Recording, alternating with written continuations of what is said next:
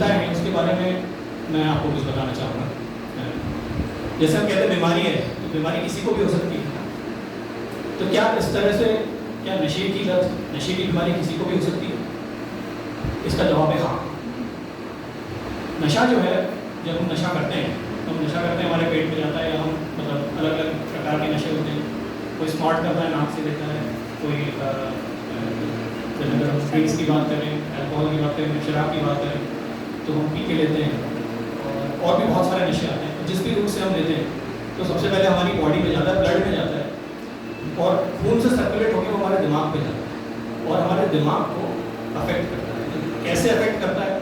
हमारा जो दिमाग है उसमें बहुत सारे केमिकल्स होते हैं, रसायन होते हैं। जैसे हम जो बात कर रहे हैं, जो सोच रहे हैं, वो हर एक चीज़ एक केमिकल एक्टिविटी है हमारे में, रासायनिक चेंजेस होते हैं और उसी से सारी चीज़ें हमारे दिमाग में मीडिएट करता है, उसको रेगुलेट करता है।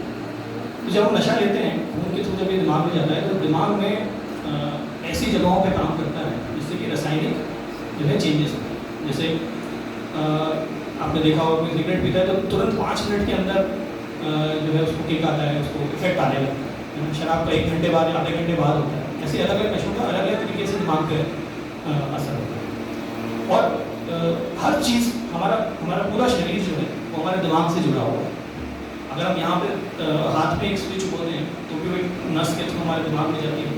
यहाँ पे रासायनिक एक्टिविटी होती है, केमिकल एक्टिविटी होती है और फिर दूसरी नस आती है और फिर हम उंगली हटाते हैं। पर ये इतना फास्ट होता है कि हम इसको नोटिस नहीं करते। उसी तरह ये नशा जब हमारे दिमाग में जब रासायनिक चेंज करता है, इसको नोटिस आप इस तरह से कीजिए कि अलग अलग लोगों में नशे का अलग अलग प्रभाव होता है। जैसे हम शराब की बात करते हैं तो कुछ लोगों को थोड़े में चढ़ जाती है, कुछ लोगों को देर से चढ़ती है। तो ये नशा है, ये अलग अलग लोगों के दिमाग पे अलग अलग तरीके से काम करता है। मैं आपको इसलिए बता रहा हूँ कि हम लोग जब भी कोई नशा करने वाला व्यक्ति होता है तो हम लोग उसे बीमार रूप से नहीं देखते, हम उसे एक निचली नज़र से देखते हैं। हम ये सोचते हैं इसी की गलती होगी, इसको शायद घर पे संस्कार नहीं मिले होंगे ढंग से, माँ बाप ने शायद ध्यान नहीं दिया होगा, जबकि ऐसा नहीं है। यहाँ पे इतने लोग बैठे हैं, मिलन जी बैठे हैं, AA वाले लोग बैठे हैं, अच्छे अच्छे घर से, अच्छी अच्छी जगह पे पढ़ने लिखने वाले लोग कोई भी नशे की लत में पड़ सकता है। तो इसका ये जो चीज़ें हैं ये बनाई इसीलिए जाती हैं कि ये they are very addictive, addiction बोलते हैं।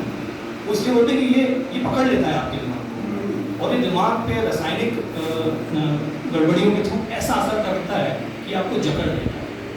जैसे एक नशा होता है, अगर आप लोगों सुना, उसे ब्राउन शुगर कहते हैं। आजकल हम सुनते हैं, पेपर पे पढ़ते हैं कि ब्राउन शुगर के एडिक्ट्स बहुत हो गए हैं, मिलता है।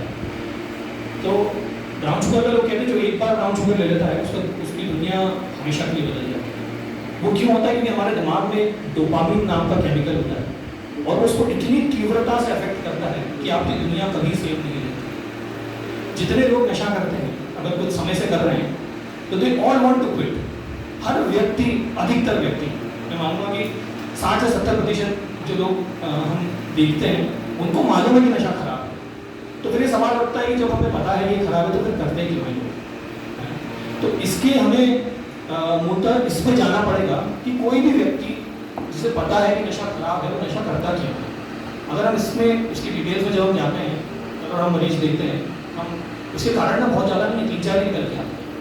जैसे कुछ लोग बोलते हैं कि साहब हमें पता है गलत है, पर क्या करें साहब, तो आदत पड़ गई और नहीं लेते हैं तो तकलीफ होती है, पर लोगों को पता ही नहीं कि इसका इलाज हो सकता है। फिर कुछ लोग बोलते हैं कि साहब मैं जीवन में इतना हताश हूँ, इतना परेशान हूँ, जब भी मेरा मन परेशान होता है मेरे पास कोई रास्ता ही नहीं कुछ। तो जब हम उनसे बात करते हैं पता चलता है साहब वो तो डिप्रेशन में थे, एक बीमारी होती है डिप्रेशन, और जैसे उनका डिप्रेशन ठीक होता है उनके नशे की लत छूट जाती है। वैसे और भी कुछ लोग होते हैं जो ये कहते हैं कि साहब कोशिश तो करते हैं छोड़ने की, पर बंद करते हैं ऐसा लगता है जीवन मजा ही नहीं आता। तो lack of alternate modes of enjoyment, जो व्यक्ति 15 साल शराब पी लेता है उसके दिमाग में कंडीशनिंग हो जाती है, उसे लगता है मजा करना मतलब शराब पीना। अगर मैं बाहर जा रहा हूँ और अगर मैंने शराब नहीं पी तो मुझे मजा ही नहीं आता, तो डॉक्टर साहब मैं छोड़ के करूँ क्या? पर ये सब ऐसी चीज़ें हैं जो हमारा दिमाग हमें बुद्धू बनाता है, हमें बेवकूफ़ बनाता है। और वो जो है शराब या कोई भी नशा जो दिमाग पे असर डालता है उस वजह से व्यक्ति होता है। तो ज़रूरत होती है उनको समझाने की, उनको कुछ समय नशे से दूर रखने की। और मेरा ऐसा मानना है कि 100% लोगों में काबिलियत है नशा छोड़ने की। जब हम नशा मुक्ति की बात करते हैं तो उसके भी दो एस्पेक्ट आ जाते हैं ना। एक तो प्रिवेंशन, कि भाई कोई पड़े ही नहीं नशे में, और जिसमें जैसे भंडारी गिल ने बताया, इसमें बहुत सारी चीज़ें, बहुत सारे इसमें हमें एफर्ट्स चाहिए, मल्टी डिसिप्लिनरी एफर्ट्स चाहिए, कोऑर्डिनेशन चाहिए, तभी जाके छूट पाएगा। क्योंकि बोलना आसान है, सरकार को क्रिटिसाइज करना आसान है, पर क्या शराबबंदी से नशे की लत छूट जाती है? नहीं, इंसान का दिमाग जो है ना बहुत फितरती है, इसके अनंतहीन सीमाएं हैं और ये कुछ नया ढूंढ लेता है। इसका मैं आपको फैक्ट्स बताता हूँ कि गुजरात में शराब बंद है, तो क्या वहाँ पे नशे से ग्रस्त लोग नहीं होते? वहाँ के साइकेट्रिक अस्पतालों में यहाँ से ज़्यादा मरीज है, और ये सारा हम जानते हैं क्योंकि हम हमारे कंटेम्प्रेरी से बात करते हैं। कई बार वो डाटा निकल के नहीं आता है, उतना सुचारू रूप से समझ में नहीं आता है शायद उसमें डेटाओं में, पर एक फैक्ट है कि गुजरात पे जहाँ पे शराब बंद है वहाँ पे नशा मुक्ति या नशे से ग्रस्त लोग इक्वली हैं और शायद ज़्यादा हैं, क्योंकि अवैध रूप से बिकने लगती है ना, हर नशे अवैध रूप से बिकने लगते हैं। जैसा हमारा दिमाग है, आप आज शराब बंद कर दो, आप आज ब्राउन शुगर बंद कर दो, इंसान नया नशा ढूंढ लेता है। जैसे आजकल हम कहते हैं मोबाइल एक नशा है ना, तो इंसान का तो दिमाग फितरती, हमें हमारे दिमाग को इस नशे की जो लत से अवेयर करने की ज़रूरत है और ये समझने की ज़रूरत है कि कैसे हम इससे खुद ही छुटकारा पाएँ। और ये तो बात है प्रिवेंशन की। अब हम बात करते हैं अगर क्योर की, है ना, कोई व्यक्ति अगर नशे में पड़ गया है तो फिर क्योर की बात आती है। यहाँ पे जो है हम मनोवैज्ञानिकों का, साइकियाट्रिस्टों का रोल आता है, और भी हमारे साथ बहुत सारे लोग जुड़े हुए रहते हैं, काउंसलर्स रहते हैं। बात हो रही है AA की, बहुत ही इफेक्टिव ग्रुप है यहाँ पे। वाकई में जो जब तक AA में जाता रहता है वो शराब से दूर है।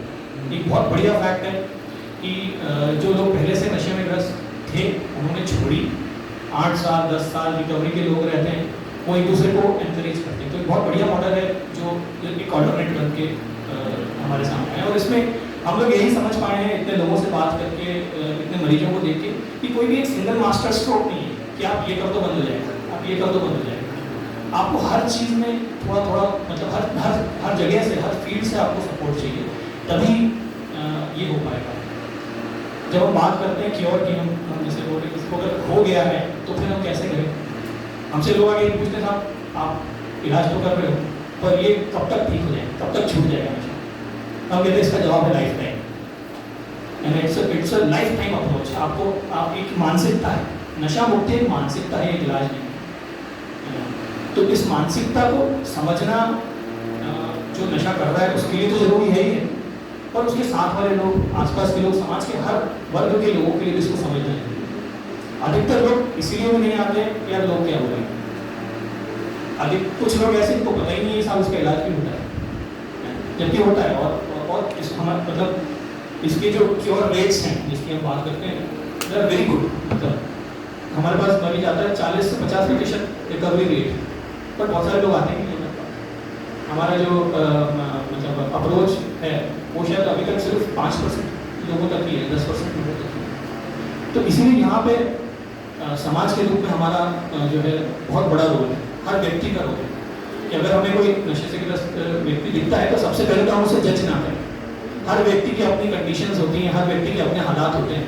जैसा मैंने बताया, कोई तड़प के लिए पीता है, कोई परेशान है इसलिए पीता है, हर व्यक्ति के अपने कारण होते हैं। तो एम्पैथी इज मोस्ट इम्पॉर्टेंट। आपको ये समझना होगा कि जिस व्यक्ति ने जो करा शायद उस जगह कोई आप होते थे, आप ये, तो एम्पैथी रखना और उसे सही दिशा में गाइड करना, ये मुझे लगता है समाज के विभिन्न वर्गों में हम सब जो लोग जो यहाँ बैठे हैं, हमें उस कोऑर्डिनेशन की ज़रूरत है। और मैं उम्मीद करता हूँ कि ऐसे कार्यक्रम हम और करें और डी एडिक्शन डे का वेट ना करें। बीच में अवेयरनेस के लिए हमें जो है कंटिन्यूस काम करना पड़ता है। हम करते हैं कोशिश, पर मतलब समाज के हर वर्ग के लोगों को आगे आके जब वो आएंगे तभी शायद इसमें हम कुछ सब्सटेंशियल कुछ कर पाएंगे। ठीक है, ऐसी